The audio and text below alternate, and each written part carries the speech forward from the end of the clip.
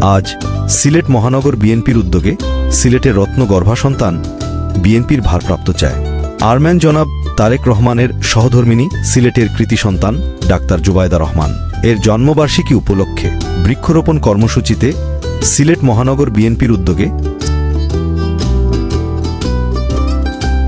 সিলেট মহানগর শ্রমিক দলের নেতৃবৃন্দ হ্যাঁ অবশ্যই বৃক্ষরোপণ পরিবেশের জন্য খুবই গুরুত্বপূর্ণ।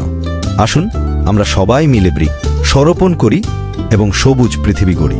বৃক্ষরোপণের উপকারিতা পরিবেশের ভারসাম্য রক্ষা, গাছপালা বাতাস থেকে কার্বন ডাই অক্সাইড শোষণ করে এবং অক্সিজেন সরবরাহ করে, যা আমাদের শ্বাস প্রশ্বাসের জন্য অপরিহার্য।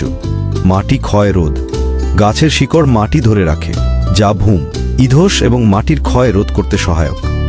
জলবায়ু পরিবর্তন মোকাবেলা, গাছপালা কার্বন ডাই অক্সাইড শোষণ করে, যা গ্রিনহাউস গ্যাস নিঃসরণ কমাতে এবং জলবায়ু পরিবর্তন মোকাবেলায় সাহায্য করে। জীববৈচিত্র্য রক্ষা, গাছপালা বিভিন্ন প্রাণী ও পোকামাকড় সহ বিভিন্ন প্রজাতির আবাসস্থল সরবরাহ করে। নিয়মিত বৃষ্টিপাত, গাছপালা বৃষ্টিপাতের পরিমাণ বৃদ্ধি করতে এবং শুষ্ক এলাকাগুলোতে আর্দ্রতা বজায় রাখতে সহায়ক। অর্থনৈতিক সুবিধা, ফল, কাঠ এবং অন্যান্য মূল্যবান পণ্য সরবরাহ করে গাছপালা অর্থনৈতিকভাবে লাভজনক হতে পারে। সুন্দর পরিবেশ, গাছপালা আমাদের চারপাশের পরিবেশকে আরও সুন্দর করে তোলে। আসুন আমরা সবাই গাছ লাগাই এবং প্রকৃতির প্রতি আমাদের দায়িত্ব পালন করি। সিলেট মহানগর শ্রমিক দল জিন্দাবাদ।